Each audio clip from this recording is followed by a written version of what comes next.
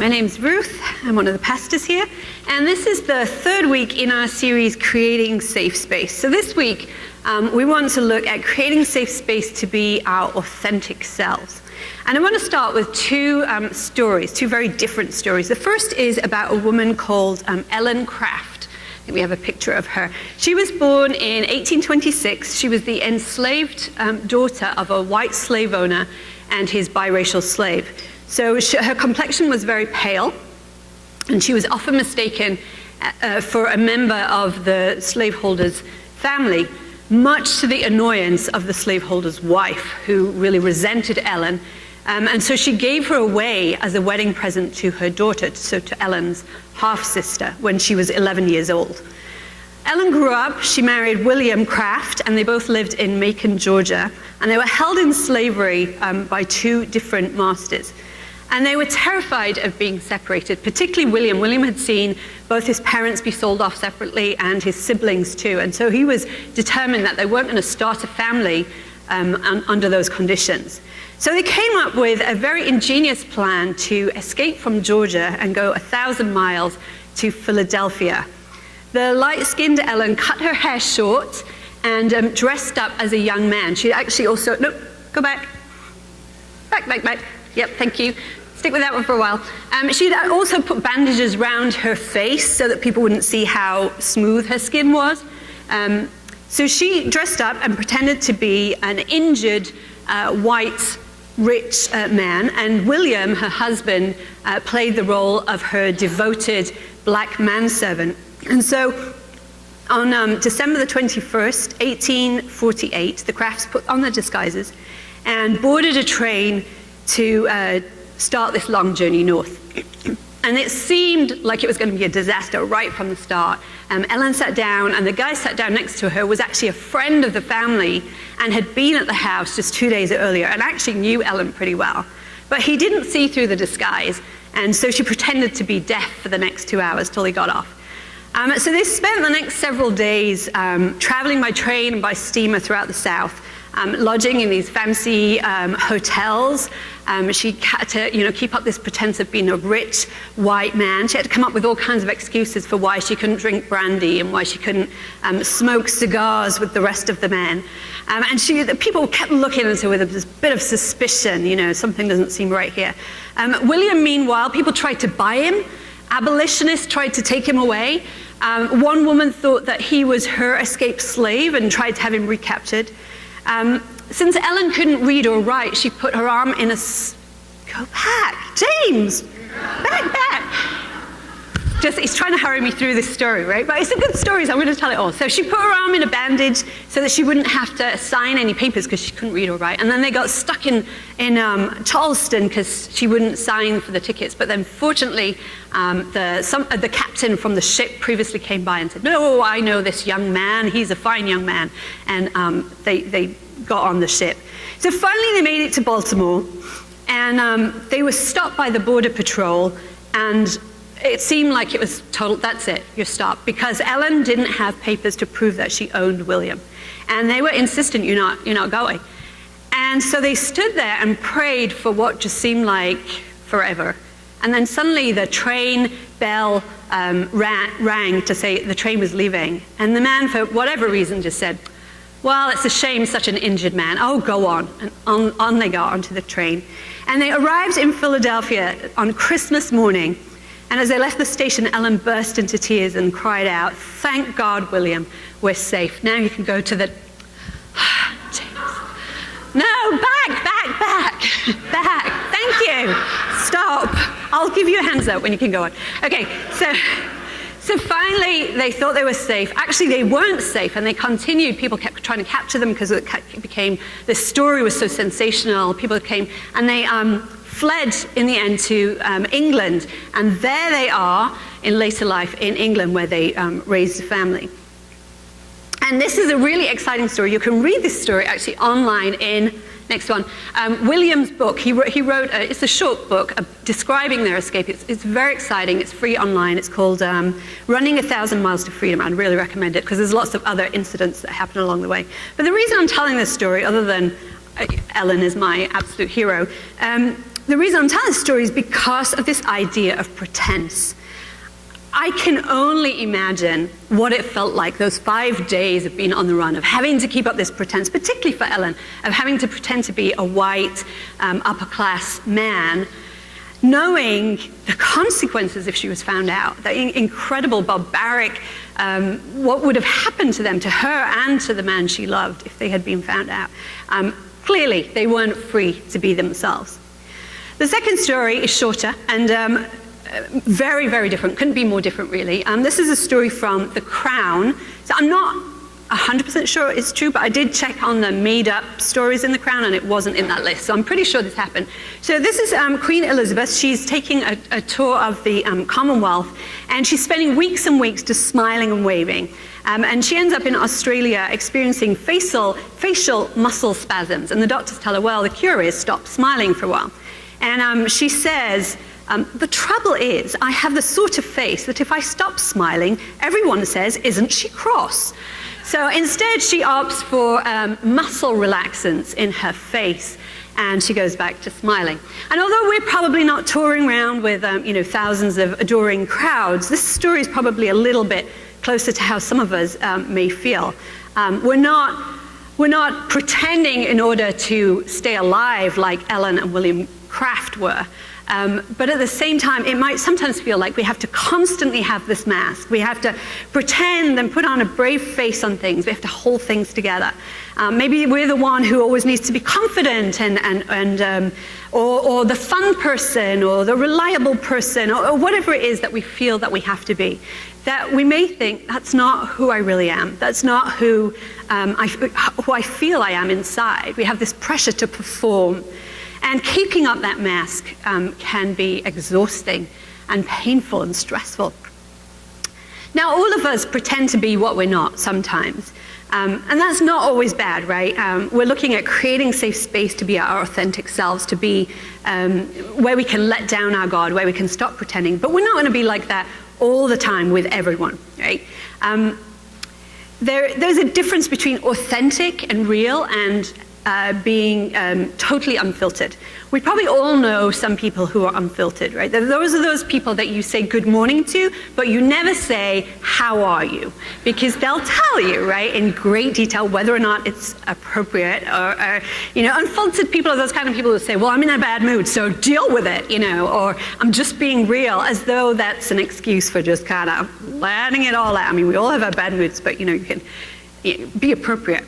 So that obviously this is not what we're talking about. Filters definitely have their place. We need to be appropriate, but in authenticity, that pressure to conform to expectations or to pretend to be something we're not goes much deeper than that. It gets to the very core of who we really think that we are. Now, perhaps all of us, to some extent, live with a fear of exposure as people who are not who we think we should be. We think that if people really knew how we really are, what we're really like, maybe they wouldn't love us or value us or want us. And this fear of exposure sometimes comes through in dreams. I don't know if you've ever had that dream where everything seems kind of normal and then suddenly you realize that you're naked or you're semi-naked. Has anyone had that dream? You're lying. I Googled this because I don't want to say this and then you all be like, well, she's got issues, right? So I Googled it and it is extremely normal. It's a very normal dream. So if you've never had it, it's you that's not normal, it's not me. But I have this dream quite a bit, actually. Maybe I shouldn't admit that. But it's very normal. It's a fear of exposure. We worry about being found out. Or another dream is you suddenly find that you're taking an exam in a course that you forgot to take. Does anyone have that one? Oh, see, you'll admit to that one. All right. So, I left college 20 plus years ago. I still have that dream. I have that one a lot. We fear that we're going to be found out as frauds, as ignorant people, that without our metaphorical clothing, or when we're caught off guard, when we haven't studied up, we'll be exposed. People will see us for who we really are, and the results will be shameful and humiliating, and it will just be awful. The one who knows us best, of course, is God. God who created us, God who knows us intimately, knows into our very soul, God who is one with us. David was a king in ancient Israel. He, as well as being a king, he was a musician and a songwriter. And there are a number of psalms in the Bible that are ascribed to David. Now, whether David actually wrote them or whether they're in the style of David, we don't really know. But I want to read a couple of passages from two psalms that are psalms of David. So the first one is in Psalm 139. It says, "You have searched me, Lord, and you know me. You know when I sit and when I rise. You perceive my thoughts from afar. You discern my going out and my lying down. You are familiar with all my ways. Before a word is on my tongue, you, Lord, know it completely." So God knows us. God knows us intimately, even better than we know ourselves. So there's no point in pretending with God. We can't fool God that we're anything except what we really are. And then the other psalm is this one. "As a father has compassion on his children, so the Lord has compassion on those who fear him. For he knows how we are formed. He remembers that we are dust. The life of mortals is like grass. They flourish like a flower of the field. The wind blows over it and it's gone, and its place remembers it no more. But from everlasting to everlasting, the Lord's love is with those who fear him, and his righteousness with their children's children, with those who keep his covenant and remember to obey his precepts." So God knows everything about us, knows us from the inside out, and loves us with an everlasting love. And the message version has "from ever and always," love that is ever and always. There's zero risk of exposure with God because God already knows who we are. But far from rejecting us or humiliating us, God has compassion on us. God remembers that we are mortal, that we're weak, that we are broken in many ways, that we're fragile. And God's unqualified love provides us the space we need to let down the pretense. So the psalmists, not just David, but all of the psalmists seem to understand that there's no point in pretending with God. God knows who we are. And so recognizing that they're known and loved by God, they could stop censoring themselves and really pour out their heart. And we see that throughout the Psalms. Some of the writers of the Psalms express grief and pain and doubt and even the desire for revenge in very raw terms. For example, in Psalm 88, "But I cry to you for help, Lord. In the morning my prayer comes before you. Why, Lord, do you reject me and hide your face from me? From my youth I have suffered and been close to death. I have borne your terrors and am in despair. Your wrath has swept over me. Your terrors have destroyed me. All day long they surround me like a flood. They have completely engulfed me. You have taken from me friend and neighbor. Darkness is my closest friend." And that's the end of the psalm. Because you expect, right, but yet I will praise you, or come and rescue me, but there's not. That's how that psalm ends. It feels very real. It feels raw. It feels like, the psalmist is saying, "You, God, have terrorized me. You've taken my friends away. You've made me suffer." That's how I'm feeling. That's where I am right now. There's another kind of infamous verse. We read this actually a couple of weeks ago. "Daughter Babylon, doomed to destruction, happy is the one who repays you according to what you have done to us. Happy is the one who seizes your infants and dashes them against the rocks." A horrible, horrible verse. A desire for cruel and violent revenge. It's very ugly, very, very dark. But I think the point is that the psalmist knows, this is where I am right now, God. Right? So whether this is right or wrong, whether this is good or bad, this is where I am. The psalmists invite God into their feelings. They don't try and pretend that they're something that they're not. They show us that we can be totally honest with God. God knows us intimately. God loves us eternally. So we can drop the pretense and be totally real with God. We can be our authentic selves with God. Except we can only be our real, authentic self with God or with ourselves if we know who we really are. Because we have many selves, right? We have the person we are at work. We may have responsibilities. Perhaps we're in a leadership position and we have to be very decisive. Or we're the peacemaker and we have to kind of smooth over conflict. Or perhaps we're the conscientious one, the one that can be relied on to stay late and make sure everything gets done. That might be very different from whom we are at church. We might feel different pressures. Perhaps here we feel that we have to be the cheery one and the positive one, or somebody who's very deep and thoughtful, or sociable, or whatever it is that we feel those pressures are. that might be very different from what we were in the car driving to work, right? Like a little bit more impatient person. Somebody told me that a few weeks ago that she was in the car behind me as I came to work, and as I came to church, and my first thought was, oh no, what did she see? How aggressive was I going? Because I don't want her to think I'm aggressive, especially if she's the chair of the board. And I think social media can highlight that kind of disconnect between our different selves. I posted a picture of myself with my family one Saturday night a few weeks ago. We were at a punk concert, and there were a few comments the next morning about, oh, I didn't really see you as, being there. We have different expectations of people. Actually, somebody offered me $20 to spike my hair when I spoke next. I didn't do that. But and for many of us, I think one of the big pivots is when we go back to the family that we grew up in. We might feel there are pressures to conform to the person we used to be when we lived there. And often that's not an easy fit. We might think, well, this is not really who I am anymore. I don't think in these ways, or I don't have those same opinions or that same way of looking at life anymore that I used to. But we have that pressure to be the kind of person we were when we lived at home. So who are we really? Psychologists talk about different ways that we develop a sense of self. And some use the term looking glass self. This is a term coined by Charles Cooley in 1902. And he describes it this way.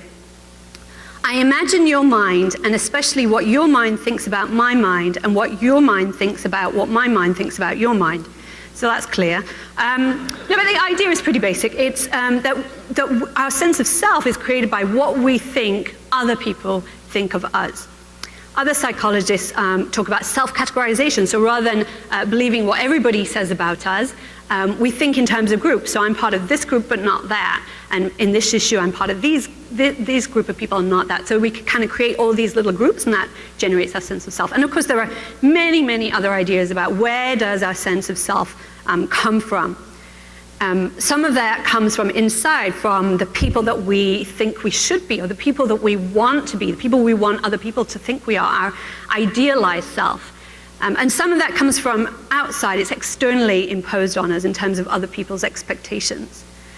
So for me, growing up, I was the smart kid. I wasn't pretty or popular or sporty or anything like that, but I was relatively smart for my age. So that was kind of my thing. That was how I saw my place in my bit of the world. And I remember being in a general knowledge competition when I was 11 or 12. And I was getting all the answers right, and it got to the last question, and the last question was, what's the #1 single in the music charts right now? And everybody in the audience groaned, oh, so easy, except I didn't know what it was. And I can remember it so clearly.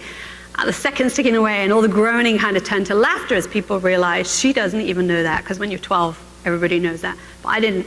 And I just felt totally humiliated, totally mortified. Oh my goodness, I'm meant to be the smart kid and I don't even know that. And that was pretty much the pattern for me. I had to be right. I had to have all the answers. And if I made a mistake, my world just kind of fell apart. I was raised to have a pretty strong concept of what was right and wrong. But I remember once cheating on an exam. I only remember cheating once, and it was in phys ed, PE. Like I said, I wasn't sporty. Nobody in my family is sporty, so I didn't care what I got in PE. My teachers knew I'm not going to the Olympics, right? She's the nerdy kid, she's going to college. I mean, they didn't really care. But for me, it was a big deal that, I get straight A's, and so I need to get an A. And so I cheated in the exam when I was 13. And I was so ashamed. I think I'm still ashamed. Maybe that's why I'm sharing in public confession. But nothing seemed more important than projecting this image of someone who got everything right, someone with perfect grades, someone who didn't make mistakes. And if I had to cheat and feel awful about it, well, so be it. We all have a sense of self, and we protect and nurture that sense of self. And when it's challenged or threatened, I think there are a couple of ways that we often react. One is to go into denial. And the other is kind of to go into a free fall, kind of a tailspin. In the case of denial, we cling to our sense of self, and the things that don't fit with it, we just kind of dismiss, or we rationalize away. We make excuses. I was at a painting party just recently, and it was really interesting listening to how people receive compliments. There were some people there who considered themselves to be quite artistic and to do a lot of painting. And so when someone would compliment them, they would say, oh, thank you. And even if they were self-critical, it would be like, thanks, yeah, I'm not quite happy with this bit, but I'm still working on it. But it was largely accepted. And then there were some that were there who were just like, well, I don't paint, or I'm not creative. And when they were complimented, I think everybody was just completely dismissive of, oh, you're just saying that to be nice, or yeah, well, I'm not giving up the day job. Those kind of things. We filter what we hear to fit with what we believe about ourselves.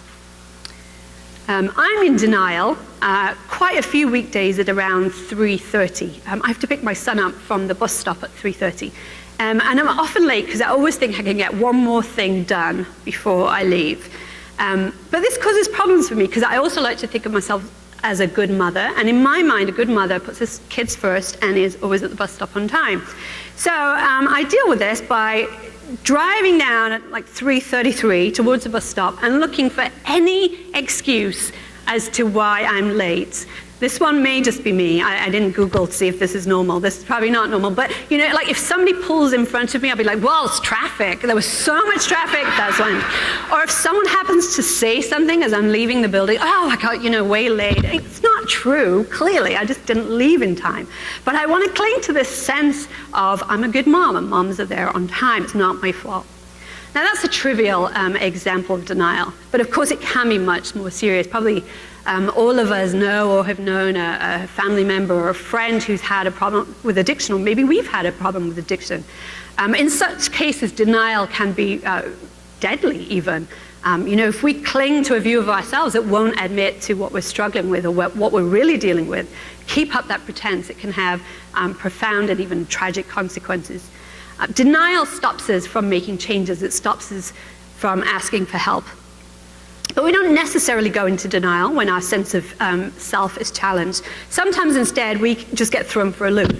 I've told you a couple of stories about how I always needed to be right when I was a kid because I'm hoping that you'll think, but now she's grown out of it and she's very mature and everything. Well, I don't think I have completely grown out of the need to be right. Before I have this job at Cedar Ridge, I used to manage a multi-million-dollar global research program. And had lots of different funding streams. And it turned out that the systems to track those different funding streams was not as good a system as we all thought it was. So this project had been going on for nearly 10 years, and it got 18 more months to go. And the finance manager who supported my project came to tell me that we had run out of unrestricted funds. So we had money, but we couldn't spend it. And this is with research underway in lots of different countries, lots of contractors waiting to be paid.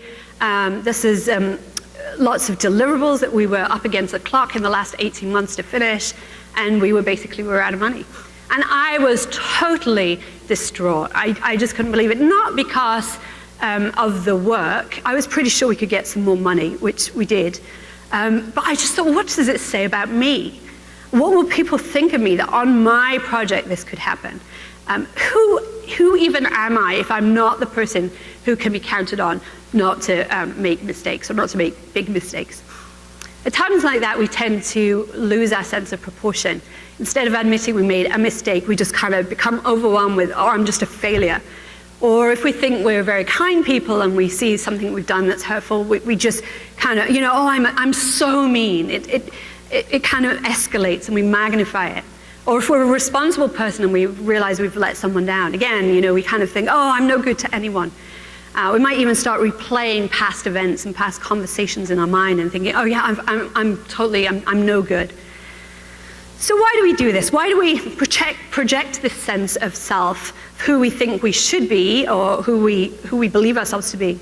And then when it's challenged, we either deny it or we get thrown for a loop. Neither response is really very rational unless you look at what's going on beneath, the fear that underlies those kind of responses. We often have a narrative that's hidden away inside of us. I think for me, the logic's something like, well, if I make mistakes, people won't trust me with things, and then they won't need me, and then they won't want me, and then I'll be lonely and loved. and probably die under a rock. Well, obviously I'm not thinking that explicitly, but I know that narrative is deep in me, that I fear that if I don't perform, people will ultimately not love me or want me.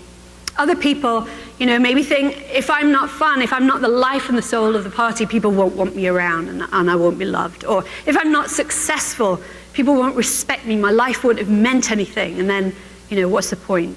Or if I can't keep everybody happy, then people will blame me and reject me, and so on. We all have those narratives that go on in our heads. So being our authentic self is difficult, I think, for two reasons. First, because it's hard to figure out who we really are. But second, because we have to kind of overcome those narratives and those fears and believe that who we really are is actually enough. It's enough to be loved. It's enough to be valued and wanted. I want us to look at an example of this from Scripture. This is a story of a guy called Jacob, who was one of two sons born to Isaac and his wife Rebekah. So the story starts like this. When the time came for her to give birth, there were twin boys in her womb. The first to come out was red, and his whole body was like a hairy garment, so they named him Esau. After this, his brother came out with his hand grasping Esau's heel, so he was named Jacob. Isaac was 60 years old when Rebekah gave birth to them. So Jacob, he's this innocent baby. He just happens to have been born second. But being born second was a big deal, actually, in that culture at the time. It had big consequences. It was the firstborn son who was the heir. Firstborn son would receive the blessing of the father. He would be given authority in the family. He would be encouraged with words about his illustrious future. And he would be given a double share of the inheritance that was known as the birthright. Jacob missed all that by being second, by apparently just mere minutes later. Seems kind of unfair. And to add insult to injury, they named him Jacob. Now, Jacob literally means grasp the heel, so I guess that makes sense since that's what he was doing. But it was also idiomatic for deceitful. So this poor kid was not really off to a great start. Maybe they called him Jacob as kind of like a harmless family joke, or maybe they assigned a role to him and set expectations for him right from his birth in calling him the deceiver. We don't know, but either way, Jacob grew up to live up to his name. And we see that here.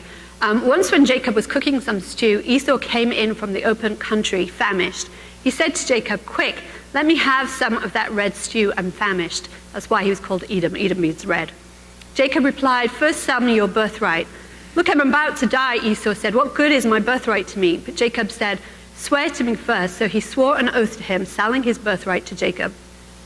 Then Jacob gave Esau some bread and some lentil stew. He ate and drank and then got up and left. So Esau despised his birthright. So Esau traded away that double share of the inheritance. Not a very wise move on his part. Jacob seems to have certainly exploited the situation, but doesn't seem to have actually deceived Esau. But certainly it was that grasping nature that we heard about. But a little later on in Genesis, we see Jacob really does deceive. It's a long story, we're not going to read it all, but basically what happens, Isaac, their father, realizes he's soon going to die, and he decides he's going to give the blessing to Esau. So he tells Esau to go off and hunt, make stew, come back, and I'll give you the blessing. Off he goes. Jacob seizes the moment with his mom's help, dresses up as Esau, brings some stew to Isaac, who's blind, and pretends to be Esau so that he gets the blessing. We read that here. After Isaac finished blessing Jacob, and Jacob had scarcely left his father's presence, his brother Esau came in from hunting. He too prepared some tasty food and brought it to his father. And he said to him, "My father, please sit up and eat of my game so that you may give me your blessing." His father Isaac answered him, "Who are you?" "I am your son," he answered, "your firstborn Esau." Isaac trembled violently and said, "Who was it then who hunted game and brought it to me? I ate it just before you came, and I blessed him, and indeed he will be blessed." When Esau heard his father's words, he burst out with a loud and bitter cry and said to his father, "Bless me too, my father." But he said, "Your brother came deceitfully and took your blessing." Esau said, "Isn't he rightly named Jacob? This is the second time he's taken advantage of me. He took away my birthright, and now he's taken my blessing." So Esau was so incensed at Jacob, at his deceit, that Jacob feared for his life and was forced to flee. And the story continues with Jacob being deceived himself, as well as deceiving other people in order to get rich, to the point where he again has to flee for his life. So this time he flees the other way, coming back home, back towards Esau. But now they're both older men, they've grown up, they've got kids, they're married, they've got lots of livestock, they're both pretty wealthy. But Jacob wonders, is Esau still mad? Is Esau still intent on killing me? And so he divides up his party, his wives, his kids, his livestock, everything into two different groups and sends them off thinking if Esau attacks one of them, at least some will get away. And he's left alone, terrified about what might happen, having to face up to where his life of deception has got him. And we read this. So Jacob was left alone, and a man wrestled with him till daybreak. When the man saw that he could not overpower him, he touched the socket of Jacob's hip, so that his hip was wrenched as he wrestled with the man. Then the man said, "Let me go, for it is daybreak." But Jacob replied, "I will not let you go unless you bless me." The man asked him, "What is your name?" "Jacob," he answered. Then the man said, "Your name will no longer be Jacob, but Israel, because you have struggled with God and with humans and have overcome." Jacob said, "Please tell me your name." But he replied, "Why do you ask my name?" Then he blessed him there. So Jacob called the place Peniel, saying, "It is because I saw God face to face, and yet my life was spared." So this is one of those kind of somewhat mystical stories that can be interpreted, I think, in a number of different ways. But Jacob here encounters God. He says, "I saw God face to face." That means that the man was Christ or some other representative is disputed. But for Jacob, certainly, there was a very strong sense that this was God, actually God, that he was encountering, that he was wrestling with. And in this wrestling, God asked Jacob, "Who are you? Who do you think you are?" And Jacob says, he's Jacob. He's the deceiver. He's the one who grasps, the one who takes what's not his. That's who he's always been. That's who he'll always be. But God says, no, you're no longer Jacob. Now you're Israel. Israel means one who struggles with God. God gives him a new name, a new sense of self. God sees beyond Jacob's grasping, his deceitful nature, to his struggle, to his tenacity, to his strength of character. From birth, it seems that Jacob has been longing for more. The younger son, the second place son, the one who seemed to be cursed from birth, seems to have spent his life longing to be blessed. He'd do anything for it. He'd cheat, he'd lie, even risk his life. And he's still doing it. He says here, "I'm not going to let you go unless you bless me." There's something desperate about Jacob, something very needy. He seems very broken. He longs to be blessed. But this time he doesn't get a blessing through trickery or through pretending to be someone else. He gets it for himself, not even as Jacob, not as the person that he was named, not as the person he believes himself to be, but as the Israel, as the person he really is, the person who God says he really is. By wrestling with God, Jacob came to a deeper understanding of who he really was. And as Israel, as one who struggles with God, as his real authentic self, he was blessed. Knowing self and knowing God seem to go together. In Matthew 10, we read, Jesus says this, "If your first concern is to look after yourself, you'll never find yourself. But if you forget about yourself and look to me, you'll find both yourself and me." There's connection between knowing God and knowing ourselves. David Bennett, a psychologist, said this, "We do not find our true self by seeking it. Rather, we find it by seeking God. In finding God, we find our truest and deepest self.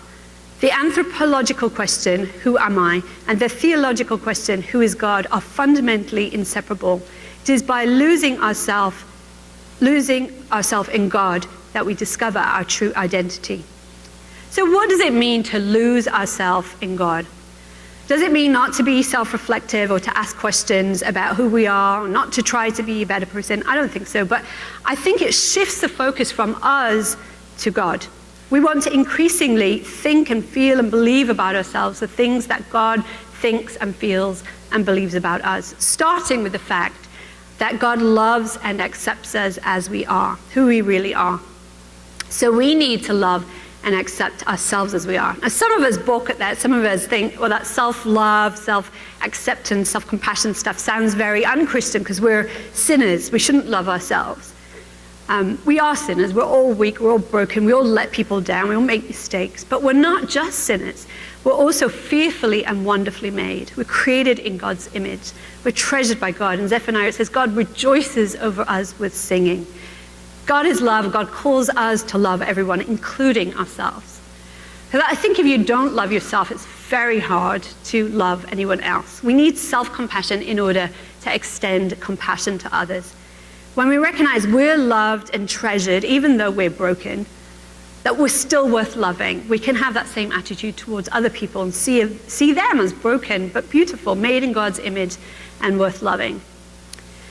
Self-discovery, self-compassion, self-acceptance go hand in hand with self-sacrifice. By embracing who we really are, by being honest about who we are, being authentic with God, we can accept ourselves. We can't do that if we're hiding away in shame and in self-hatred. We can only face up to those unwelcome parts of ourselves if we know we are loved and accepted. But being loved wholly and unconditionally provides us a safe space in which we can let down our guard. We can surrender our false self, our identity that we're trying to project. We can surrender that back to God. So it's by embracing ourselves we can actually be free to let go of ourselves, to give ourselves back to God. We can accept who we are now, right now, and love and accept ourselves now, but also at the same time welcome the people that we are becoming, our true God-created selves. Because we're all on a journey. We read in Corinthians, when I was a child, I taught like a child, I thought like a child, I reasoned like a child. When I became a man, I put the ways of childhood behind me. For now we see only a reflection in a mirror, then we shall see face to face. Now I know in part, and then I shall know fully, even as I am fully known. So I see this as something of a cycle.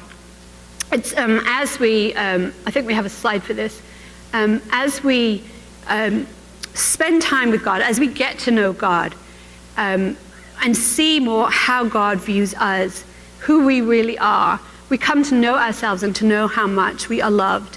But as we know ourselves, we can feel the safety and surrender our false identity to God and allow God to transform us more into the kind of people that we're created to be. And that drops the pretense so that we can experience more of God, so it kind of makes a cycle. And this takes honesty with ourselves. I think it's often easy for us to see falsity in other people. We know when people are faking it with us, right? I think it's often harder to tell when we're faking it. Our false self, that image that we try and project, I think is often revealed in two ways. One, by looking at our triggers. What are those things that kind of set us off? What is it that someone suggests we get very defensive about? Is it someone suggesting that we made a mistake?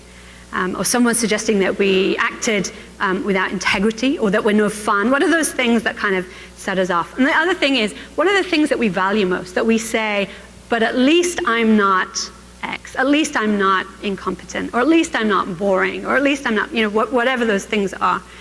Because I think we focus on those to feel good about ourselves. We think we've got those down. So we can feel good about who we are and feel that we're better than other people. Being authentic, becoming our true selves, takes honesty with ourselves. I think it also takes honesty with others. Again, not going to be totally unfiltered, but it means being willing to be vulnerable with others, acknowledging our failures and our struggles, not just pretending we only have those successes and those strengths. It means letting go of that self that we want everybody to think that we're all so special, letting go of that and being real about the things that we struggle with. And that's risky because it may not be reciprocated. We might be actually vulnerable and say, this is who I am, and people may reject that, may not reciprocate that. But I think it's worth it. I think it's liberating to let go of the disguise, to no longer keep up that mask, but to be real with ourselves, real with others, and allow them the space and the possibility of being real with us. And we'll talk more next week about both being vulnerable and safe with other people. I want to end with this quote from Thomas Merton. There is only one problem on which all my existence, my peace, and my happiness depend: to discover myself in discovering God. If I find God, I will find myself. And if I find my true self, I will find God. There's peace, there's happiness in discovering who we are in God. And we're going to spend a few minutes now just resting in God's presence. The God who knows us, the God who knows every little part of our lives, all the stuff that we never want anyone to see, that we don't even want to face up to ourselves. God sees that. And yet God loves us fully, always and forever. God loves us with an overwhelming, unconditional love. So we're going to just sit quietly, we're going to still our thoughts, and allow ourselves just to be who we really are when we're not pretending, when we're not striving, when we're not trying to be what we think we should be. So I encourage you to sit comfortably, close your eyes, just take a few deep breaths. Picture yourself in a place that feels safe for you. Maybe that's somewhere at home, or on a beach, forest, wherever that might be.